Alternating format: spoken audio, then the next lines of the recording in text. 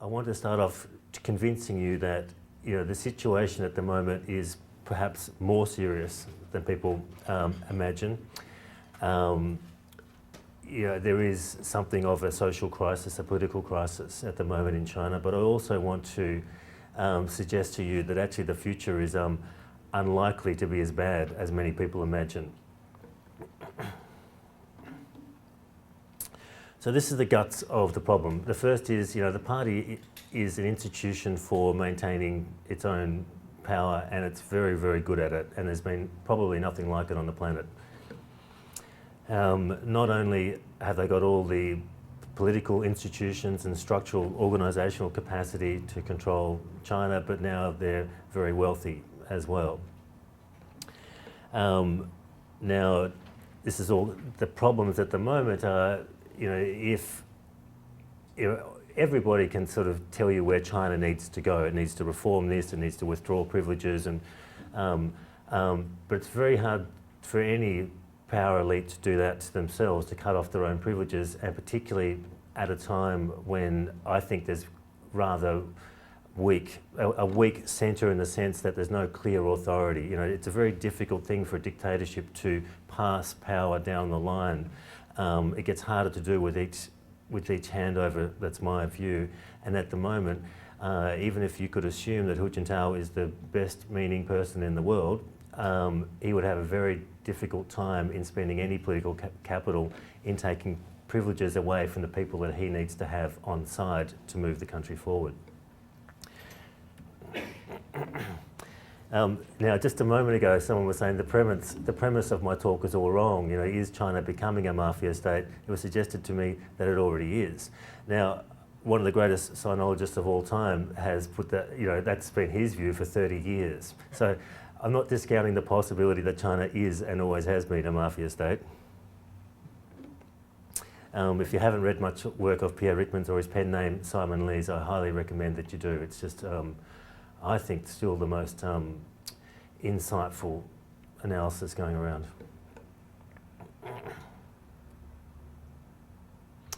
So I'm going to just focus on a few examples that I've encountered in my field work. Now, I'm not really going to talk about the stuff that you probably read in the paper every day, and that is the lawyers being arrested, the internet censorship, media being nobbled and hobbled and all that sort of stuff, because I figure that's reasonably well known.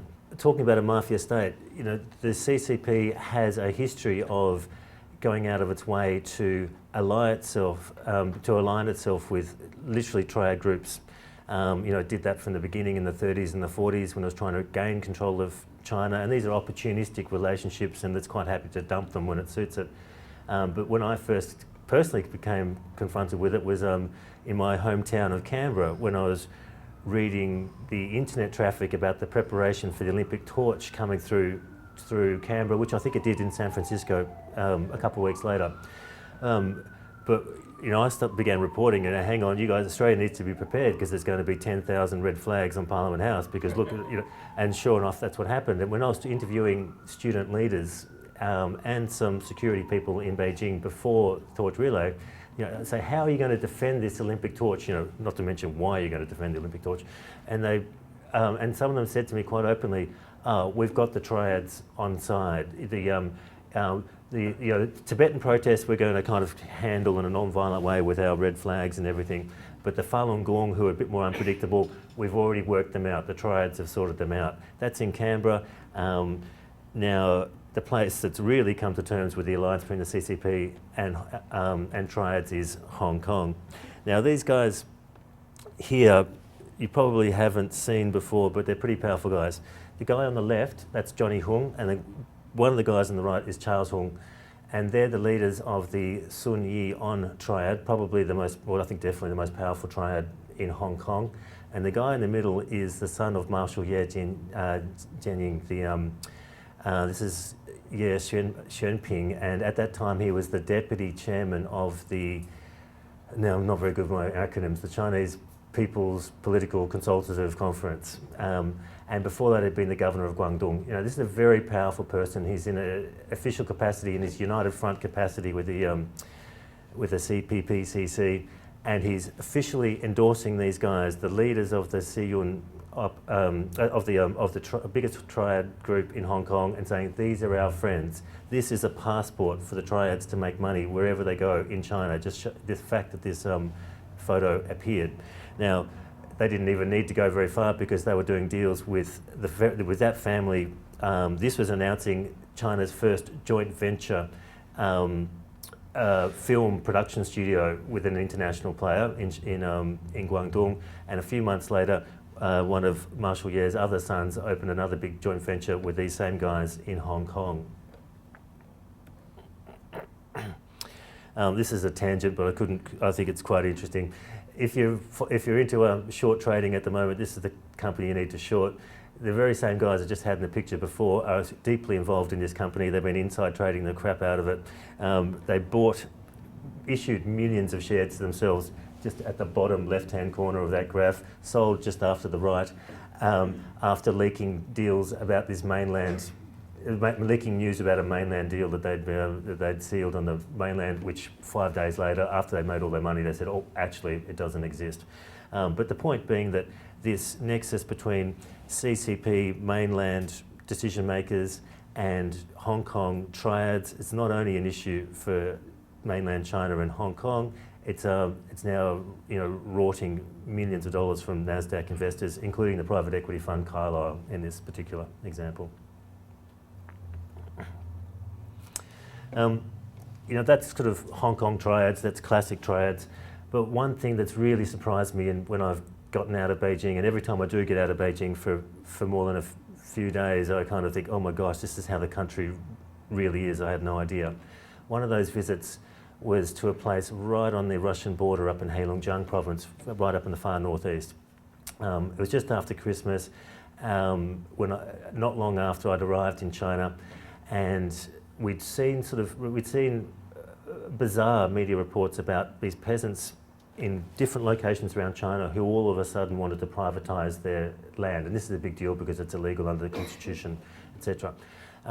It all seemed a bit strange, and so I flew it's a very hard place to get to. I ended up catching a taxi for 9 hours through the middle of the night to get there. But this place called Fujin, right on the Russian border, turned up to this guy's village. This guy's name is Yu Changwu. Unfortunately, as often happens, he'd already been arrested a couple of days earlier, but it was clear that there was a massive, massive land dispute there because everybody wanted to tell me about it. When a dispute gets to the point where everybody wants to talk to a foreign journalist, it's very serious. That occasion, we didn't get to find out very much because I got arrested 20 minutes later and spent the night in the Fujin lockup. But, that was an adventure in itself. A couple of years later, we came back because after I wrote my initial story about this, the Ministry of Land and Resources called a press conference in Beijing and said, this is a very serious situation. We're investigating it, we're treating it very seriously. These are all the things that we're doing. And I was not long off the boat in China, and I thought, that's terrific. The central government really is the peasant's friend. 2 years later, last year, I went back just to see how things were going. This guy had been let out of jail by then. We snuck into town in the middle of the night, spent the night talking in his tiny little lounge room, and before dawn we took off to various villages to talk to other people. And it was the most astonishing story I've ever heard in my life. He's one person, he's one of the few people who's still kind of fighting the battle, but the battle's been going on for 20 years.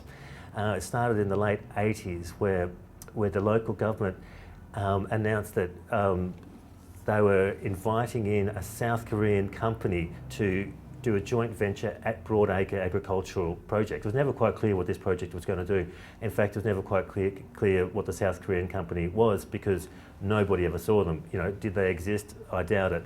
But the point was that all the villages in the area gave up, a proportion of their land. In this particular village, it was exactly half of the village land. That's all that. It affected around about 40,000 people. About 1 million mu of land was involved. And when the South Korean company, if it existed, never turned up, they'd already transferred the land and so into a county or a municipal entity. And then they started assigning it again into the individual names of the people who ran the Fujian city government. So that, this included the deputy party secretary and the head of the security guy, the Zheng Fawei head. They were the two main guys. But to kind of, it's sort of awkward running a neo-feudal regime in communist China. So they had to resort to increasing levels of coercion to make it work or to protect it. And a cover-up begets a bigger cover-up. And so before long, they were kind of kidnapping people, beating people up to stop them lodging their petitions in the petitions office in town, to stop them going to Beijing, to stop them going to Harbin. And it escalated and escalated. And then around about 5 or 6 years ago, this security chief, he got in gangs from southern China to do the work for him. These guys bought guns. I've seen x-rays of peasants with bullets in their heads. The son of this guy here, I didn't name him in the paper, I was a little bit scared, but you guys can know his name. I was told by more than one person that he personally killed 3 people in this long-running dispute. This is thuggery of the highest order going on in a corner of China. And by the time I went back, I realised that I was told exactly how various officials had bribed the hell out of various people in Beijing so that the investigation was neutralised, nothing ever happened. No one wanted to spend enough political capital to solve that particular problem.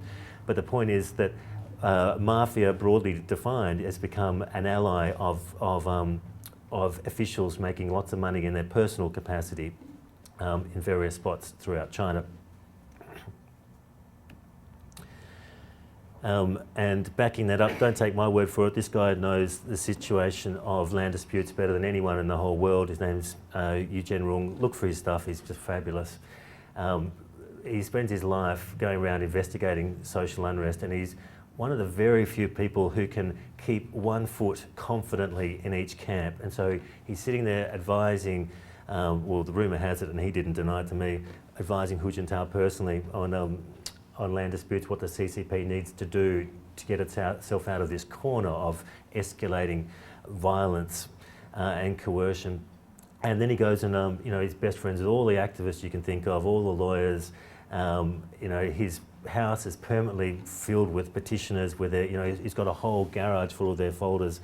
So he sort of somehow managed to dance in the official world and the non-official world. He knows everything, and he reckons the mafia, as broadly defined, has become a real problem, and he dates it exactly to 2004, which was the point where rural governments, local governments, were no longer allowed to take their own grain taxes from peasants. So they needed an alternative source of income.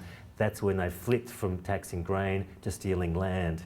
And stealing land is much harder than stealing grain. There's a lot more personal attachment to it, and that required the backup of a much more coercive force. That's when the mafia became an integral part of many local governments. I won't go through this example. This guy did want his photo taken, but he had what he describes as the second largest coal deposit in the whole of China, which he'd legitimately found and set up in a joint venture, had it stolen by this guy who's now the deputy of the CPPCC, was the deputy governor of Jiangxi, and was before that in Shanxi. And the way they stole it was kind of funny, by signing it in the name of social stability into the name of a Hong Kong company that was run by his mistress, this lady on the right. Another example, this is an Australian passport holder. They built a $5 million hydro dam. The local mafia guy was the head of the provincial water bureau, and this guy he's got all kinds of side companies, including the ones that force local builders to buy his sand at triple the normal market price. He's gone around killing a lot of people as well. But anyway, when he built his dam, and this guy realised that it was worth a lot of money, he said, if you don't hand it over to me, I'm going to blow it up. And it was only when I arrived that night that they cut a deal. But and the deal was he still loses the dam, but they don't buy it up, they don't blow it up, and over time, at his discretion, that he'll pay some compensation, which of course hasn't happened. So now we'll get into the fun stuff. Now, mafia has become a political problem. Chinese people, and I don't think, what extent is this throughout China? I don't know. All I know is I've gone to half a dozen places where it's been a very serious problem.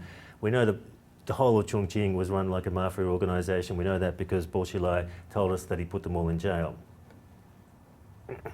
And I love this photo because it's very nicely photoshopped. If you see, normally pockmarked skin is not. Now, when Bo Xilai was throwing all these guys in jail, there are some people who say, hang on, you put 3,000 people in jail. Every police post in Chongqing was told to go and get a quota. You know, you arrest 100 people, and it reminded a lot of people of the 1950s, where you had to find 5% of people in the village who were landlords or rightists of some sort, and there was always 95% of the population mobilising against some kind of arbitrarily defined. So there was a bit of that going on in Chongqing. Not to say that Bo Xilai didn't also clean up the streets. No doubt, lots of people are very happy. There was, you know, a lot of thuggery going on. That doesn't seem to be going on the streets anymore in Chongqing. But whether he got all the people that he should have got, and whether a lot of people that he shouldn't have got, that's a different question. For example, he forgot to get the Godfather. This guy, Wang Jiabao, who you probably haven't heard of yet, but you really should go, and for those of you who read Chinese, go and find a dossier that's been floating around on the Tianya website, or hopefully read one of my stories in a week or so. This guy is really, really big. I'm going to tell you a bit about his background to explain how he became so big. I showed you a photo before of one of Marshal Ye's sons. This is some say the most powerful princeling in China. This is Ye Xuanying. Now, he helped his father arrest the Gang of Four back in 1976. He inherited his father's power running the liaison office of the General Political Department of the PLA, which is basically an international intelligence department, which had huge resources. First of all, to in the 50s and the 60s, to promote revolution through Southeast Asia, and then it sort of morphed into making alliances with overseas Chinese tycoons and triads, and other people in the Chinese community, particularly Hong Kong, Macau, all through Southeast Asia, and I'm told also Taiwan and Japan. Very big financial organisation, his particular intelligence unit. At the same time, he was running one of China's two huge arms trading companies, CHILAI, or the Carrier Group. So those sort of overlaying official capacities made him a very, very powerful person with the ability to allocate resources, however he thought fit. Now, Wang Jiabao, the Godfather who I had in the previous picture, he may have been in this guy's PLA unit, we don't know, but he was in a place where he could have been in Guangdong in the customs area, where he would have been dealing with Hong Kong triads all the time in the smuggling enterprises, hopped over to his CHILAI group, and from that CHILAI group he was given this, at least an aura of status and authority. And if you look at a lot of the public companies this Godfather guy is involved in, at the same time, this guy called Li Junyang, who's Ye Xuanying's, the princeling's sort of financial officer, is on the same boards at the same time. So it at least looks like this guy's got the backing of the most powerful princeling in China. So he went to Chongqing, sort of setting up the unofficial Western kind of part of the empire about 10 years ago. He became very big very quickly, and in 2005, this might be a little bit too much detail, but it's kind of interesting, I think. The guy who built, the party official who was credited with building Pudong in Shanghai, was transferred to Chongqing to do the same thing. He got to Chongqing and he realised, as a lot of officials do with high ambitions, I can't get anywhere because this local kind of system is so entrenched, they're not loyal to me. He tried to fight Wang Jiabao, but couldn't. He lost the battle about 5 years ago, and so they reached an accommodation. This guy Huang Qifan's since become the mayor. Wang Jiabao was given, it's really opaque, nobody will tell you exactly how it works, but, and I've never seen it anywhere else in China, but all the financial companies owned by the Chongqing government are also partially owned by private interests. They answer to the SASAC, they answer to the government organisation, but they're controlled actually by this guy, Wang Jiabao, and he treats them like a private company. And so he has the business card of a very, very senior official, but he has the but he acts like a very powerful private entrepreneur. So Wen Jiabao was able to control the whole financial system of Chongqing. He controlled the biggest securities trading platform, which is a particularly lucrative way of rewarding officials you need to reward by giving them sort of inside trading assistance and things like that.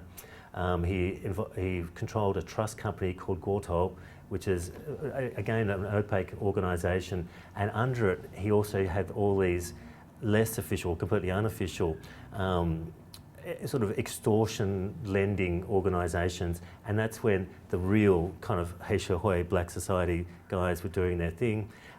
A lot of the most senior gangsters that were locked up in Chongqing, and we saw all their crimes, they called Wang Jiabao, this guy, Big Brother. You know, he was their dago, he was their boss Wang. And the reason I'm confident in saying that all out loud is because this guy, Zhang Mingyu, he cornered the mayor who I talked about, Huang Qifan, at the last Chongqing Parliament, the NPC session in February, and he said, you guys have gone around saying you've cleaned up Chongqing and arrested all the mafia. How can you be serious when that guy who's in the NPC with you is actually the godfather and he's still there?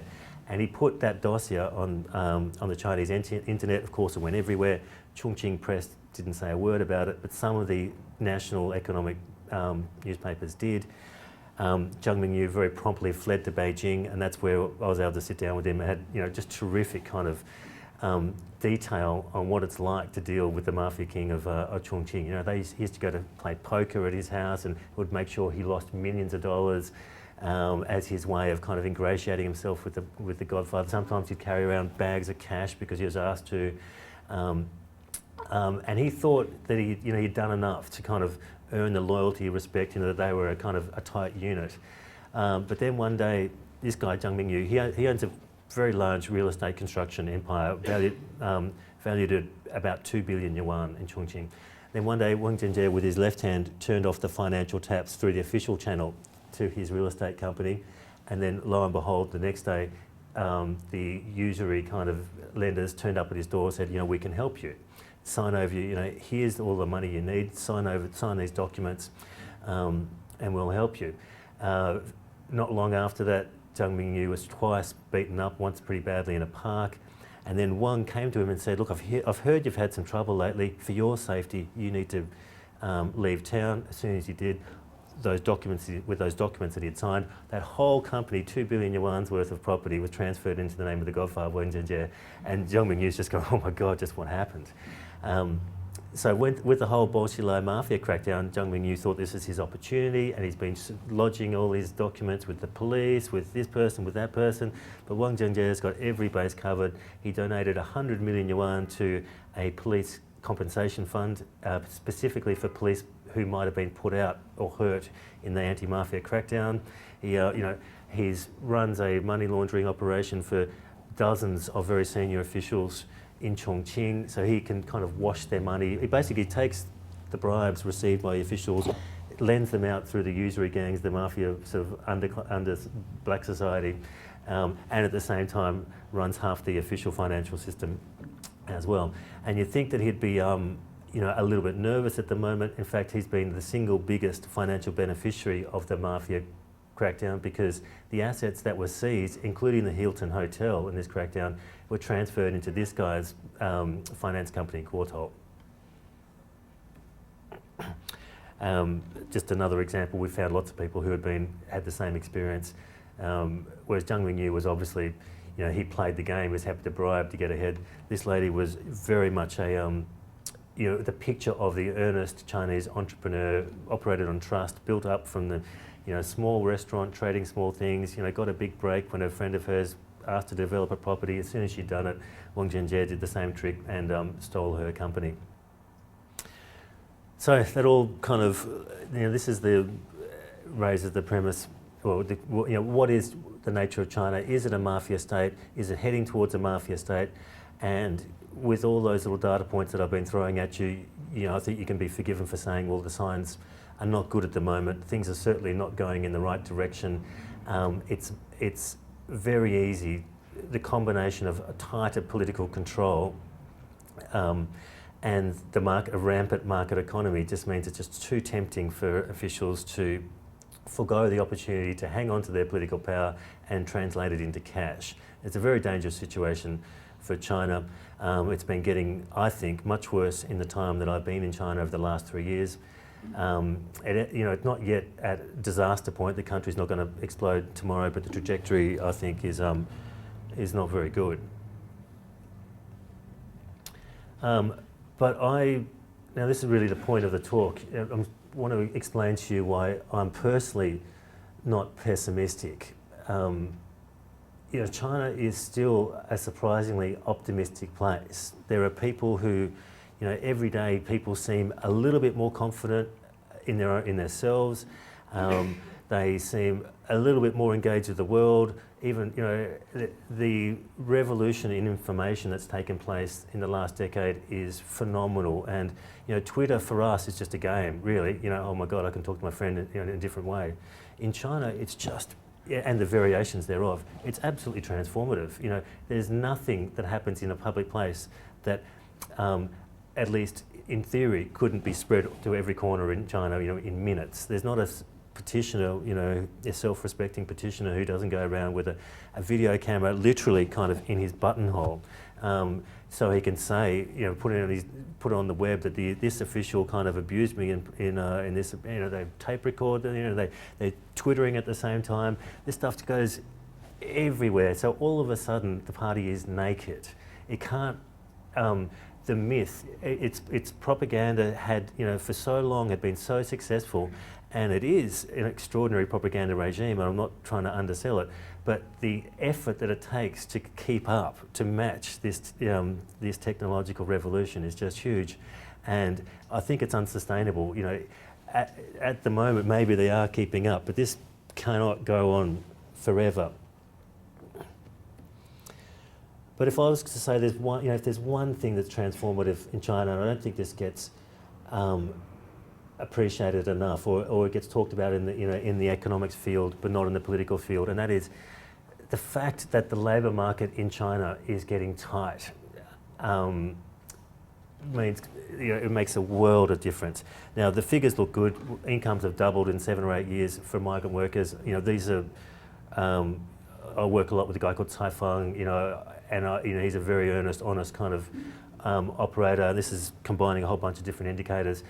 Whichever way you look at it, there's no doubt that migrant worker wages, the bottom of the pile, their wages are going through the roof, increasing at double-digit rates. And every Spring Festival, every time they go, they have this ever-increasing menu of choice about where they can go back to work. My favourite personal example has been when I went to Henan. I followed a bunch of villagers to go cotton picking in Xinjiang. And this is an annual migration that takes place every year in about September, October, for 2 or 3 months of the year. And this village in Henan, all the women had already gone, all the sort of able-bodied, sort of free women had already gone south to work in the factories. All the men had gone north to work on the construction sites. And all that was left was kind of the people who were looking after children, or not so able-bodied, a bit old, or somehow sort of at the margins of the labour market. And these are the people who are going, all right, bugger it, I'll go to Xinjiang and make a comparatively large amount of money, what most people would make in 12 months. And not only that, by the time we got there in 2008, there were busloads of farm managers coming in, literally a dozen different farm managers from a dozen different farms saying, don't come to their farm, come to mine, because I've rebuilt the dormitory, I'm actually going to give you meat with your noodles, I'm actually going to pay you the money that I told you. Sometimes they don't, but the point is that these people are choosing, and every year they're getting better at working out who's going to look after them. So these guys, led by this guy, wonderful guy, old Lao Qing, in front. They go to the same place each year because they know that they get treated well. Their cotton picking wages had doubled in in 3 years. They fell a bit just after the financial crisis, but they're just rocketing again. The price of cotton's doubled and the labour shortage has increased. These guys are now kind of people of the world, whereas only 5-6 years ago they were stuck in their village, you know, in their little bubble. Now they have money, they can go travelling. The lady to the right, she's there on her honeymoon because when she got married in the Cultural Revolution to her crusty old I can't see, husband, he promised her a honeymoon, but of course, you know, that wasn't practical 35 years ago. So she thought, bugger it, I'm going to take him to Xinjiang, I'm going to go cotton picking, and it's going to be a lot of fun, and I'm going to earn some money. You know, it's such a different mindset now. And this is happening all across China, where people have the power to say, you know, I'm actually going to choose my own life. And I just think these sort of forces, they're going to take a world of stopping. And coupled with that, you know, you don't need people like me or people even at, you know, venerable institutions like this to tell Chinese people what's going on in their world now. The party is kind of there for all to see. You know, this is an 84-year-old guy in Chongqing saying, you know, laughing at Bo Xilai's crackdown, saying, you know, I've known it's been a mafia state for, you know, for as long as they've been around, but now Bo Xilai is telling the whole world that the government is run by the mafia. This is a Chinese citizen in UTS in Sydney, and I think he says it pretty well. You know, saying this is how power. This is the story that I've just been telling you. That this is how power, the cycle that money and political dictatorship is creating in China. They reinforce each other. The more money you've got, the more incentive you've got to hang on to power, and the more ability you've got to hang on to power, and that kind of keeps spiralling until some point. This is Pu Zhiqiang. Now, you know, every now and again I come across a kind of person who's my new hero. This guy's my hero. You know, if there's going to be a post-Communist Party China, you know, he's my kind of first best bet for the first president. So he's a lawyer that goes around representing people, particularly on free speech cases, but he makes a lot of money too. Very confident that he said, you know, I'm not scared to make money, and I tell my son that if he's going to help the ordinary people, then he cannot afford to be an ordinary person. You know, he's got a very high opinion of himself, but you know, he's got a lot of talent and ability too. And he's just explaining the same pattern that I've been explaining just then about how the state uses all kinds of ideology and sort of veneer to justify making themselves in a more powerful or a more wealthy position at the expense of the public. This is my other hero, Yu Zhenrong, just again telling the leaders very frankly, and this guy's out every week now with a new project, a new speech, a new idea. This is him, you know, his theme of a year ago, basically, and he's using Hu Jintao's own individual phrasing to say this obsession with political stability is the most destabilising thing in China at the moment. I mean, the point is that the truth is out there and Chinese people are saying it, and these are, you know, truth is suddenly a very powerful force in China. This is Cai Fang, the labour market economist that I talked about. And this guy's a card-carrying communist member. He built the, you know, he volunteered to build the subways in China during the Cultural Revolution because he believed in the cause. He would have been the president of the Chinese Academy of Social Sciences if he was a fraction less kind of idealistic in the way he went around about his job. He's a member of the standing committee of the Chinese People's Political Consultative Conference, and he's telling the government, he's telling me openly, let alone what he's telling the government directly, that if we don't allow the labour market to evolve in its natural fashion for people to collectively bargain, for people to have, if we don't allow the development of institutions to facilitate this transformation that's happening in the labour market, then we're going to have a real political problem. We're going to be like South Korea in the 1970s, and you might remember, Mr. President, that they ended up with their president being shot. And his model is Japan, and you know, Japan kind of gets forgotten at the moment. But if you look at, I mean, South Korea became and Taiwan a very egalitarian place after about the point of development where China is now, and it was through this whole kind of labour market, people power empowerment thing that was going on. Japan chose to facilitate it with pretty democratic institutions, at least at the, it's not a fully functional multi-party democracy, but labour market, people were allowed to organise. There was a free press with some cultural peculiarities. South Korea chose a different path.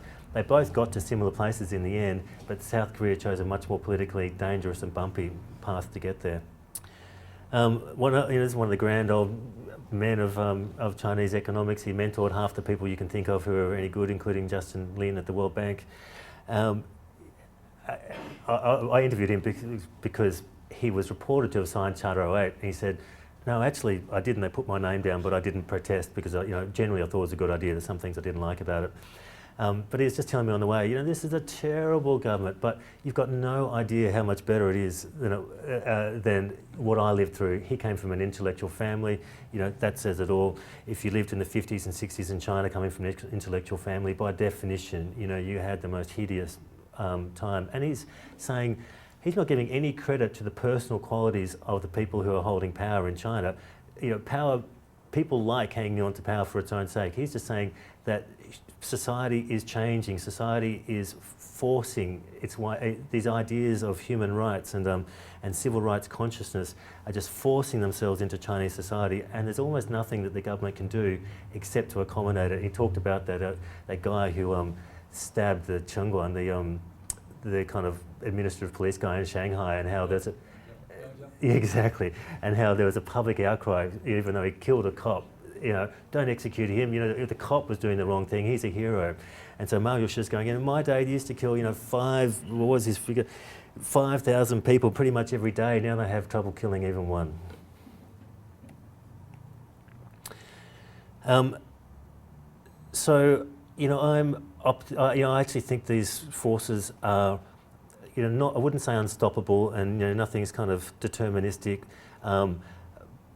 But I doubt very much there's very many people at the highest level of Chinese politics who think that they're on a sustainable program. This whole Egypt thing strips yet another layer of clothing off them. It's very uncomfortable. It's very awkward. The only response they can come up with at the moment is to throw more people in jail, try and kind of pull more wires out of the internet. And people like Pu Zhicheng and all the people that I've mentioned, these aren't guys that are going to jail. They're choosing to keep one foot within the system, and they're very powerful voices, and I don't think those voices can be stopped. Now, can I encourage you to read this? Because now, before you do, when I turned up to his office one night, when the whole Liu Xiaobo thing was kind of going crazy, and whenever I called any of my usual kind of friends in the legal community, they just dropped the phone and said, "Bu Fang Bian." And Pu Zhicheng said, well, I'm not allowed to talk about Liu Xiaobo. You promise you're not going to talk about, okay, come over to my office. So I went over to his office at 10:30 at night, and I was, this is how hard some of these guys work. And I was directed to a waiting room, and in that waiting room was one of the coal miners who I briefly mentioned there, a guy who had lost his multi-million-dollar coal mine and was trying to get it back. I won't mention names because for journalists, I think they're even more vulnerable than some of the lawyers. But the guy who broke the story from the Nanfang Press, the Southern Metropolis Daily, about that extraordinary black jail company in Beijing that was subcontracted to go and lock petitioners up. The guy spent 6 months following, or actually more than that, a year, following these people around, developing this story, put the story in print. He got interrogated by the state security, but his paper got in a bit of trouble. But once again, the story got out there. Within days, the company had been shut down. The government had to respond. The truth is a very powerful tool, and in China there's a lot of people who are pushing it forward. And the other guy in that same room, who were just mates of Pu Zhicheng, was probably, I won't mention his name, China's most interesting political Twitterer. And they're just a network. And Pu Zhicheng says, here, this is how I work.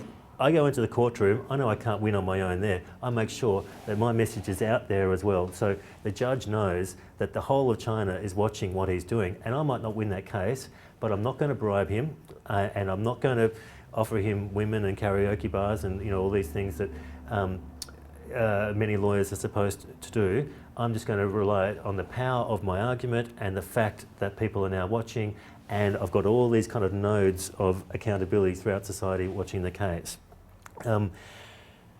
It's a very powerful message. Basically, I'm not challenging you, Communist Party, directly. You stay there. What I want to make sure is when you fall over, that we can clean up the mess.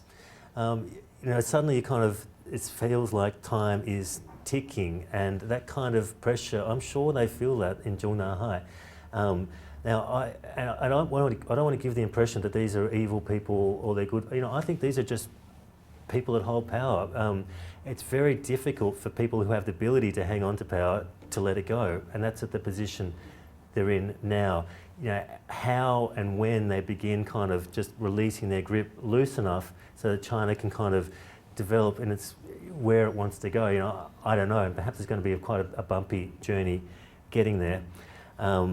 But despite all the, appalling kind of human rights stories we've seen over the last couple of years, and particularly over in the last few months, a lot of progress has been made.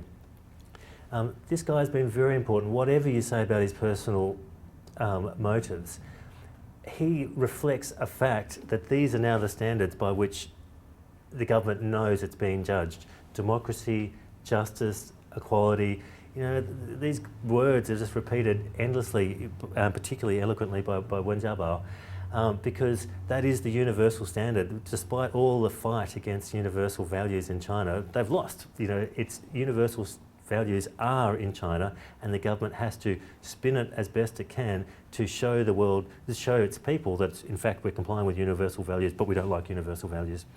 And one of the funniest, I thought, moments was, Wen Jiabao's been put back in his box after the last plenum. He was out ahead of time. Obviously, there was some kind of consensus kind of force. Okay, now this is the party line. Wen Jiabao, you're not supposed to say those things anymore. He's not a guy who's going to sacrifice himself, perhaps rightly so. But then the government was faced with Egypt. What the hell do we tell our people? We've shut up our only, our most convincing leader. Wen Jiabao can't say a word. So on the weekend, on the Monday after the president of Egypt was chased out of power, the People's Daily and Sina and a bunch of very prominent news services suddenly printed this report from January 25, 2 weeks earlier, where Wen Jiabao told a bunch of grassroots leaders, all these kind of nice things about how you should govern us by the quality of our work, but they can't afford not to have someone like Wen Jiabao saying these positive things. They're stuck. It's just gridlock, and I think in the end, however it happens, I don't believe that. I hope, and I don't actually believe that when it comes to what it will take in the end is, will the PLA kind of be prepared to shoot people on the streets again?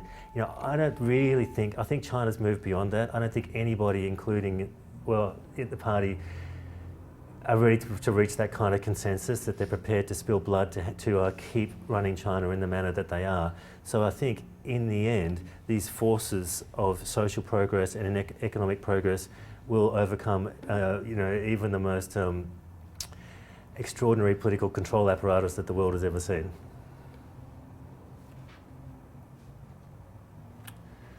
Thank you, and I look forward to all of your questions and critiques.